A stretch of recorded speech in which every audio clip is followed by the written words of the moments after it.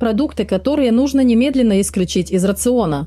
Однажды утром в маленькой клинике на окраине Бергамо, Италия, врач-кардиолог Элизабетта Марини вошла в палату к пациенту с лицом, похолодевшим от ужаса. Перед ней лежал мужчина лет 45, кожа которого приобрела зеленоватый оттенок, а глаза были полны страха. Он не мог говорить, только хрипел.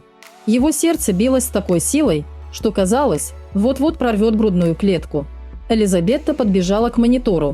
Пульс – 190 ударов в минуту. Давление – 210 на 130.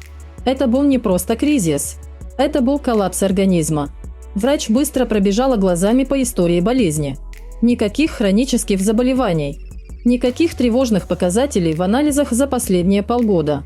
Но в графе «Питание» она увидела нечто, от чего у нее по спине пробежал холод. За последние 3 дня он съел более 40 упаковок чипсов, выпил не менее 15 банок энергетических напитков и почти не ел ничего, кроме сухих завтраков из коробки. Элизабетта закрыла глаза. Она поняла, это не просто случай. Это сигнал. Организм был отравлен не ядом извне, а тем, что люди считают обычной едой. Тем, что каждый день попадает в миллионы домов, в школьные сумки, в офисные тумбочки. И это начало ее долгого пути к разоблачению продуктов, которые медленно, но верно наносят вред человечеству. Мы привыкли думать, что болезнь приходит внезапно. От инфаркта, от несчастного случая, от генетики. Но правда гораздо страшнее. Болезнь приходит тихо. Она сидит в упаковке с ярким логотипом, обещающей вкус и энергию. Она прячется в сладком напитке, который вы даете ребенку на завтрак. Она растворяется в газированной воде, которую вы пьете, чтобы освежиться. И каждый глоток, каждый кусочек – это шаг ближе к болезни, которую вы не чувствуете, пока она не становится необратимой. Ученые из Университета Женевы провели масштабное исследование, в котором приняли участие 120 тысяч человек.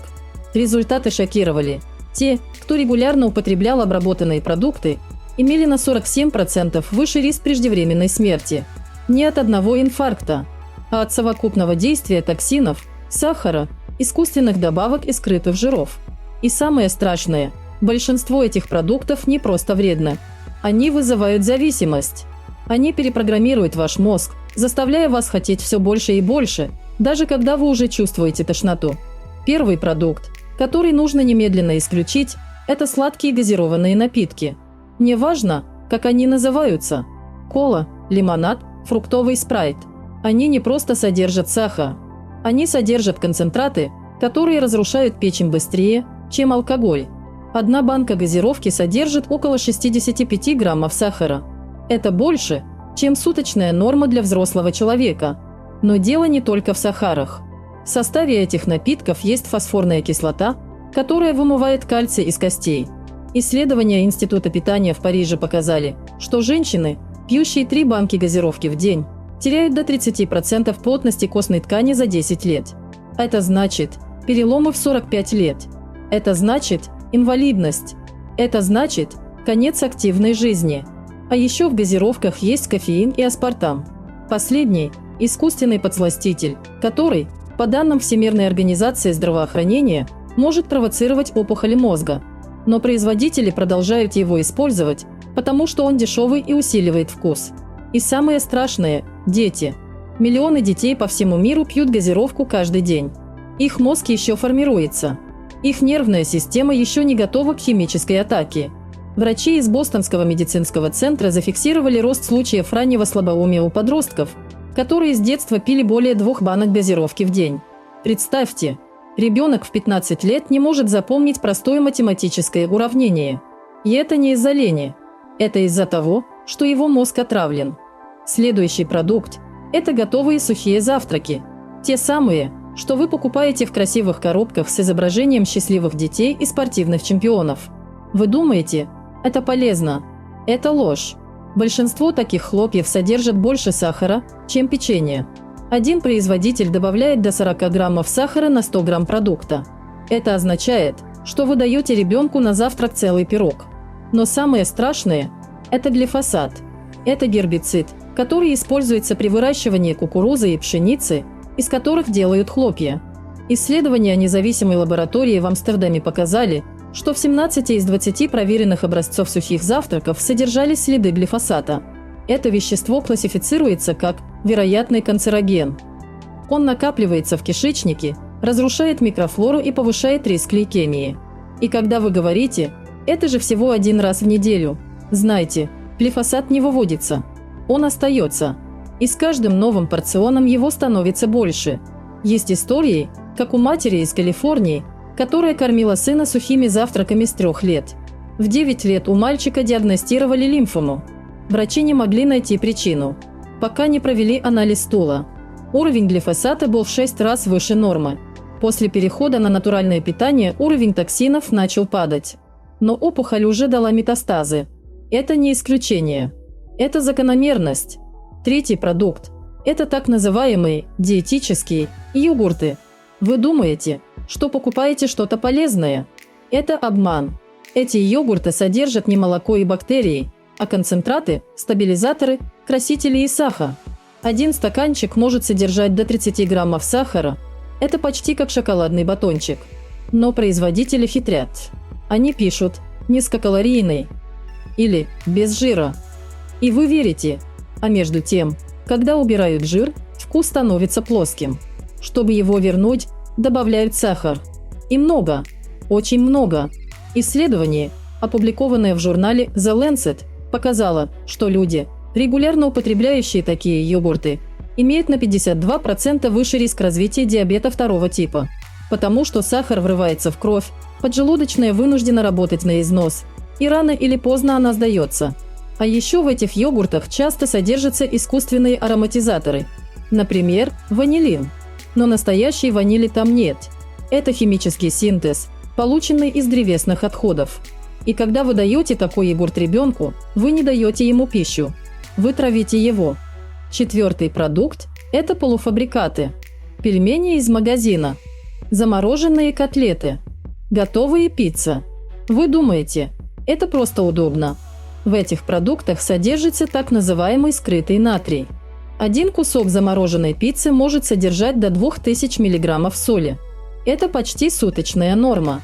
Но вы не чувствуете этого, потому что соль сочетается с сахаром и глутаматом натрия.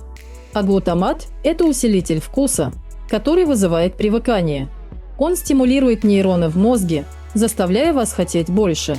Ученые из Национального института питания США провели эксперимент. Крысам давали пищу с глутаматом.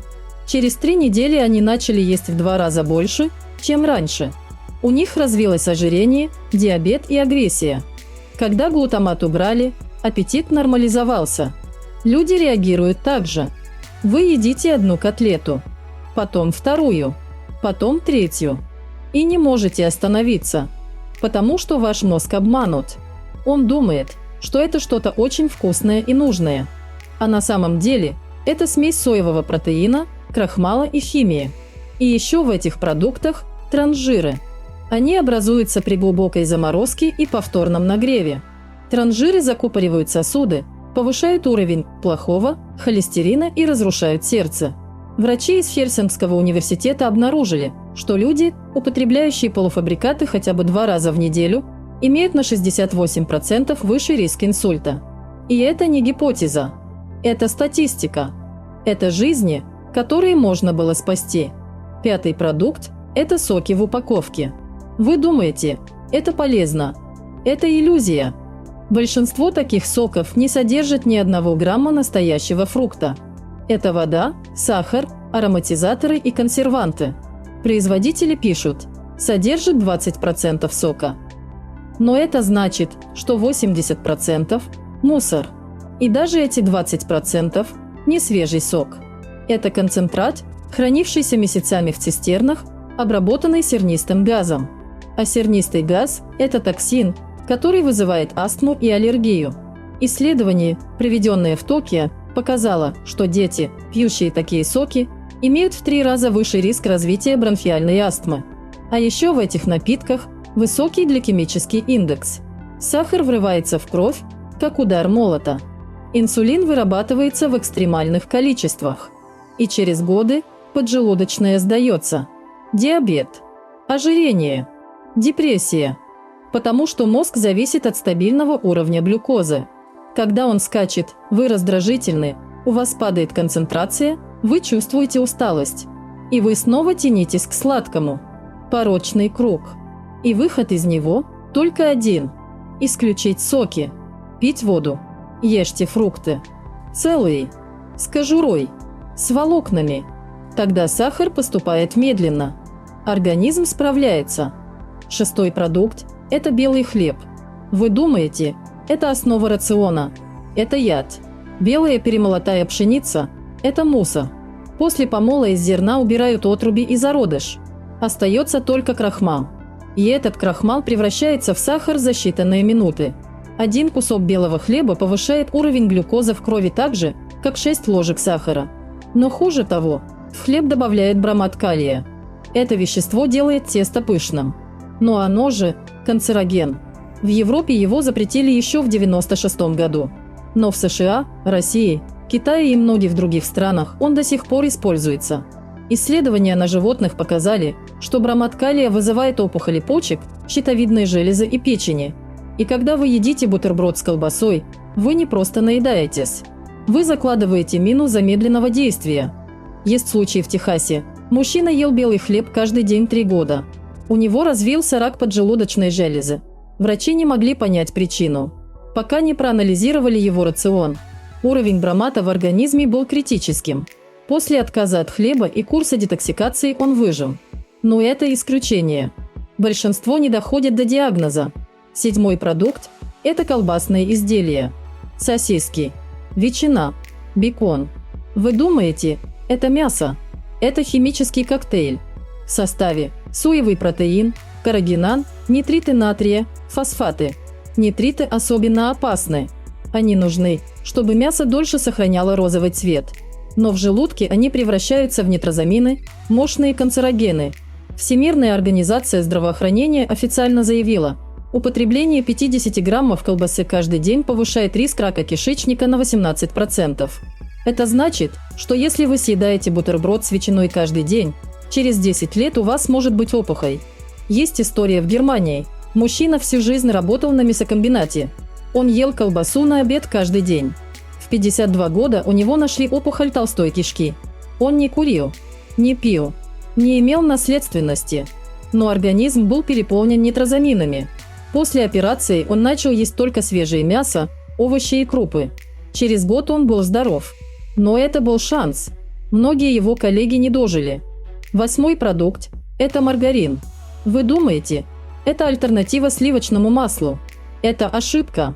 Маргарин – это гидрогенизированные растительные жиры, то есть трансжиры. Они повышают уровень плохого холестерина и понижают хороший. Врачи из медицинского центра при университете Джонса Хопкинса провели исследование. Люди, употреблявшие маргарин, имели на 73% выше риск сердечного приступа. А еще маргарин содержит бутилгидроксианизол – консервант, который в больших дозах вызывает опухоли печени у животных. В Европе его использование строго ограничено. Но в дешевых продуктах из маргарина он до сих пор есть. И когда вы мажете его на хлеб, вы не заботитесь о здоровье. Вы его разрушаете. Девятый продукт – это здоровые батончики. Те самые, что называются мусли, энергетические, для похудения. Они содержат сухофрукты, орехи, но также огромное количество сахара и пальмового масла. Один батончик может содержать до 40 граммов сахара. И пальмовое масло – это жир, который трудно переваривается, забивает печень и провоцирует воспаление. Исследование, опубликованное в British Medical Journal, показало, что люди, употребляющие такие батончики каждый день, имеют на 56% выше риск неалкогольной жировой болезни печени. А это путь к циррозу. И самое обидное – эти продукты продаются как полезные, с яркими этикетками, с надписями «натурально», «органически», «суперфуд». Но это маркетинг, ложь, обман. Десятый продукт – это сухие супы в пакетиках. Быстро, удобно, вкусно. Но внутри – порошок, содержащий глутамат, соль, красители, консерванты. Одна порция может содержать до 2000 мг натрия. Это почти дневная норма. А глутамат вызывает синдром китайского ресторана, головную боль, тошноту, сердцебиение. Но люди продолжают есть. Потому что вкусно. Потому что удобно. Потому что не знают правды. Но как же жить? Как выбирать? Где граница между безопасным и опасным? Ответ прост. Читайте состав. Если в нем больше 5 ингредиентов, бегите. Если есть слова, которые вы не можете прочитать, бегите. Если есть ароматизаторы, красители, стабилизаторы, бегите. Ешьте то, что можно приготовить дома. Хлеб из цельного помола с закваской. Мясо свежие, необработанные. Овощи сезонные. Фрукты целые. Вода чистая. И помните, каждый продукт – это выбор. Каждый укус – это голосование за свое будущее. Вы можете продолжать жить, как раньше, и однажды проснуться с диагнозом, который нельзя вылечить. Или вы можете начать сегодня. С одной замены. Вместо газировки – вода с лимоном. Вместо хлопьев – овсянка на молоке. Вместо колбасы – вареное яйцо. Маленькие шаги. Но они ведут к большой перемене. Есть история в Японии. Женщина по имени Саари Танака. В 40 лет у нее нашли опухолевое состояние кишечника. Врачи сказали, если не изменить питание, рак через 3 года. Она не сдалась. Она стала читать, изучать, готовить. Она исключила все 10 продуктов. Через 6 месяцев анализы улучшились. Через год опухолевое состояние исчезло. Сегодня ей 52. Она тренер по здоровому питанию. И спасла сотни людей. Ее девиз – «Ты не жертва генетики. Ты – архитектор своего тела». Пришло время действовать. Прямо сейчас. Встаньте. Зайдите на кухню. Откройте шкаф. Посмотрите на продукты. Если вы видите что-то из этого списка, выбросьте. Не ждите. Не откладывайте. Ваше сердце, ваш мозг, ваша печень. Они ждут. Они надеются. Они верят, что вы их спасете. И вы можете. Начните сегодня. Сделайте первый шаг. Потому что жизнь – это не количество дней. Это качество каждого из них. И оно начинается с того, что вы кладете в рот. Благодарю вас за просмотр. Напоминаю, что данное видео имеет только информационный характер. Для лечения необходимо обратиться к врачу. Если вы еще не подписаны, то сейчас самое время подписаться и включить колокольчик. Поделитесь этим видео в социальных сетях. Будьте здоровы и заходите ко мне на канал, чтобы не пропустить новые видео.